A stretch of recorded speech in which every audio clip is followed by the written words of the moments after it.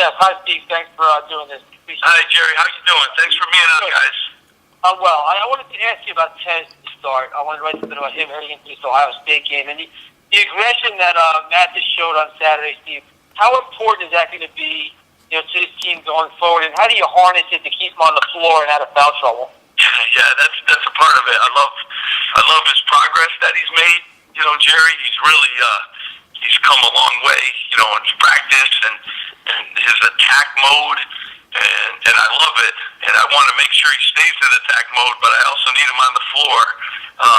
And part of being in attack mode is you're aggressive, and he's getting some fouls called, and we're trying to really teach him how to harness that and not pick up those quick fouls. But I really love his progress, and I see it every day. He's done a great job in the classroom and in his practice habits, and now you're seeing the results in these games, and he's playing against top shelf teams. So got to keep him on that attack mode. One more thing about him, Steve. I'm sorry. One more thing about Matheson. I noticed in the last few games he's been leading your guards in fouls drawn. How important is that statistic for you? Well, I mean, it's huge because, he's a guy that really can get to the free throw line, and per his minutes, he gets to the free throw line as much as anybody, on our team, and we need that. We need that from him, and we also need that from Gino Marui. It helps our defense a lot, too. It enables me to change up and do some different things, too, on free throws. I really like the way he's rebounding. I like the way he's attacking guys. I like the way he's getting to the free throw line, and I do think better days ahead for him.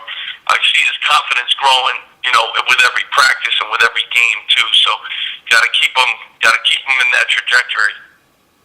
Thank you. Steve, you talk a lot about changing up the offense a little bit, trying to play a little bit faster.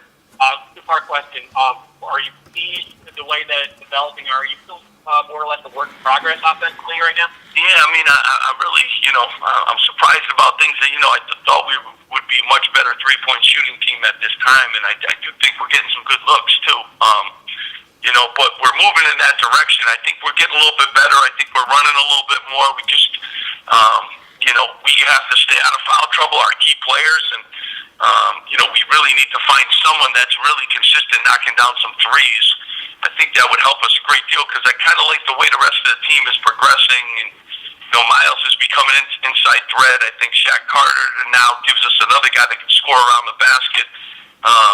I like the way Montez is attacking the rim and starting to score some points. And now we really just need a couple guys to make us, a deep threat, basketball team. And I think we have that capability, just haven't been able to put it together. Coach Aaron Raymond, talking about shooting, how do you approach the mental side of things in terms of shooting, especially with a young team, in terms of trying to instill and build their confidence? That's a huge part of this. I mean, they're in the gym. That's the one thing I will tell you. They do a really good job, especially now during winter break when we don't have classes and you don't have the workload that school brings. So, I just keep telling them I believe in them. They're confident. Be confident. You're open to shoot the ball. I think when they start thinking about things, I think that's what makes it complicated for a shooter. And hesitation always usually equals not great results. So really just trying to get them to be in the gym more, shoot more, and gain speed. And just keep working on it. I know that I believe in them, and I think I've been around a lot of good shooters. They can have some tough stretches, and then they can go on some unbelievable stretches where they're making shots too. So, I really believe that these guys will, and I love that. Ron Harper's a good shooter, so he's got to keep shooting the ball. And I know good results, will happen for him. Isa's been a solid three-point shooter for us for 2 years. I know he can shoot the ball, and he'll have better days ahead of him too. And Peter Kiss and all the players, that are shooting perimeter threes. I think they, have the capability of making them. I believe in them, and they're working hard, extra overtime to make sure that they feel better. Thanks. Awesome. Thanks, Steve. Hey guys, I appreciate it. No more questions. I have one. On Wednesday. Sorry. Steve? Yes. Coach? Jerry, I have one more. I'm sorry. Jerry, no problem. How is Duke doing? Can you give us an update on his back injury? Yeah, he's had some stuff done the last few days, testing and stuff. So, hopefully we'll know more later with some of the results of that. But those backs are a problem. So, hopefully have more answers, as we find out more detail. Okay. So no activity for him, no practice or anything at this point? He's in and out of things, and he just, his back's just not feeling good. You know how that is. Some days he wakes up and feels better. Other days, Okay.